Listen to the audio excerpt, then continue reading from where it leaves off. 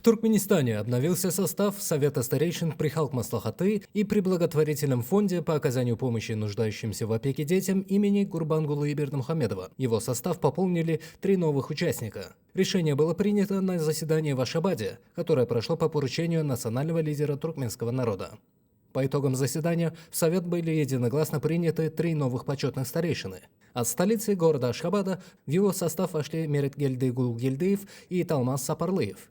Интересы Ахалского вилаята, в частности нового города Аргадак, теперь будет представлять Какаджан Ташлиев. Помимо кадровых вопросов, участники обсудили роль старейшин в жизни государства. Как подчеркивалось на встрече, их главная задача – работа с молодежью, сохранение национальных традиций и разъяснение приоритетов государственной политики. Традиционно заседания Халк-Маслахаты с участием старейшин проходят в канун Дня независимости Туркменистана, где их предложения ложатся в основу важных государственных решений. Нынешнее расширение состава Совета рассматривается как укрепление этого влиятельного института перед предстоящим осенним заседанием.